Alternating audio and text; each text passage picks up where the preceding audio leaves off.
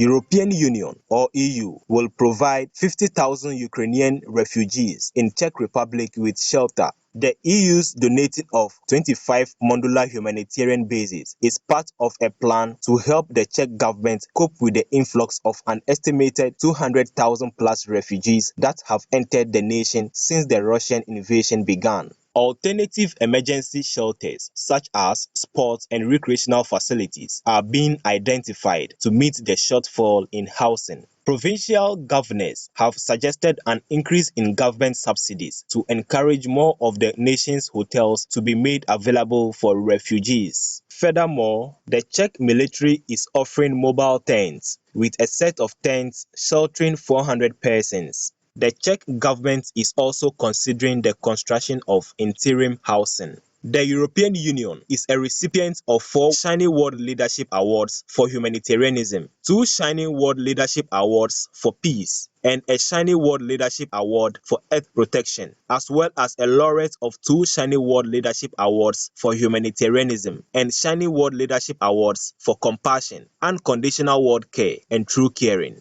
Our appreciation, European Union and Czech Republic, for your brotherly kindness in Ukraine's desperate time of need. May a swift, peaceful resolution soon be achieved and a beautiful future be shared by all in the divine's comforting embrace. Frozen peatlands require urgent climate change mitigation. The frozen peatlands or permafrost in Europe and Western Siberia store a massive 35 billion plus metric tons of carbon. If released, the CO2 would dramatically accelerate climate change. A new study led by the University of Leeds in the United Kingdom indicates that these peatlands are much closer to the tipping point than previously known. In fact, lead author Richard Fuster found that even under the strongest current carbon reduction strategies, the climate of Northern Europe will be too warm to sustain peat permafrost by 2040. However, the researchers believe that parts of Western Siberia containing 13.9 billion metric tons of peat carbon could still be preserved if stronger policies and eco-actions are implemented. We thank you, University of Leeds scientists, for these important alarming revelations. We sincerely pray that humanity turns to the vegan solution as the best way for us to individually and collectively cool the planet in heaven's mercy. Companies in Japan developing self-driving forklifts. The construction firm Shimizu Corporation, as well as Toyota Industries in Japan, are both creating self-driving forklifts to help the nation deal with labor shortages due to the country's shrinking population. Shimizu's machine will use artificial intelligence, or AI, and cameras to help it perform tasks such as moving pallets and maneuver around obstacles. The firm hopes to have its model ready by the middle of this year. Toyota Industries' vehicle utilizes deep learning, which allows AI to enhance its performance over time. Way to go, Shimizu and Toyota Industries, for your new technology that will help Japanese businesses to function in a more efficient manner. In the grace of the Buddha, may Japan continue to progress further with intelligent inventions that benefit all its citizens. Study finds long-term cannabis use reduces IQ and shrinks part of brain.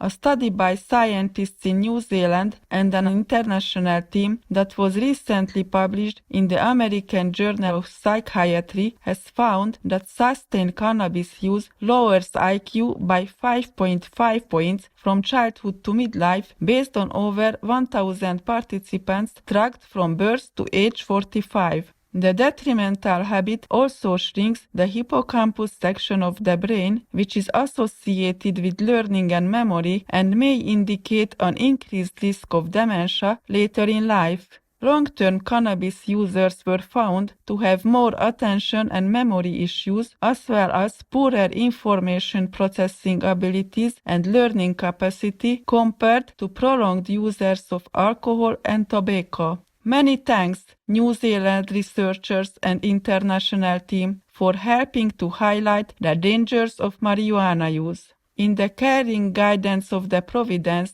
may all people avoid harmful substances and be connected with their inner God nature through meditation and prayer.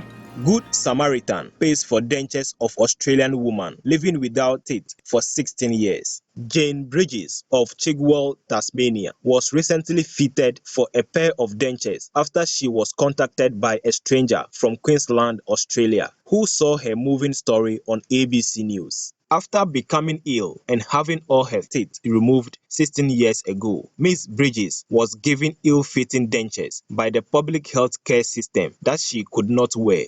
She also could not afford the price of new dentures. However, that has all changed with the help of the kind-hearted stranger who has paid the entire cost. Beautiful Jane's new set of teeth has given her a fresh lease on life, and she feels that the confidence boost led to her getting a new job. What inspiring news, Good Samaritan, of your caring deed. We wish Jane Bridges a bright future filled with happiness in celestial magnanimity. Famous vegan food firm rolls out new product across United Kingdom. The Fry family food company has released its version of a bite-sized vegan plant-based chicken snack. The popcorn chicken's ingredients include textured soy and wheat flour with an array of aromatics such as thyme, pepper, and celery. The brand's international marketing director, Tammy Fry, shared that the exciting new item will help families swap to delicious plant-based alternatives when preparing for movie nights or attending birthday parties together. It also works well with students and adults. The appetizing snack will be available at the grocery chain Iceland at 700 locations, as well as the Food Warehouse stores throughout the UK. Awesome job, Fry Family Food Company. We are all eager to try your delectable offering. May such vegan creations quickly replace all meat products on supermarket shelves in God's eternal delight. Population of black-necked crane people rises in China over 2 decades. The black-necked crane people are a rare species endemic to the Tibetan Plateau, with over 95% living in the Qinghai, Tibet, and Yunnan, Guizhou plateaus. There were a total of 6,000 of these bird people worldwide in 2000. A survey conducted this winter in China shows the population grew to a total of around 17,044 individuals, with about 6,000 reported in the Yunnan Guizhou Plateau alone, 11,000 in Tibet, and 44 in Xinjiang. Dr. Guan Yumeng, a professor at the School of Ecology and Nature Conservation of Beijing Forestry University, shared over the past 22 years, the growth figure is very gratifying. Kudos, all who are helping the beautiful black-necked crane people to increase in numbers. In the protection of Buddha, may these splendid avian persons be forever protected and treasured as dear friends of humans on earth.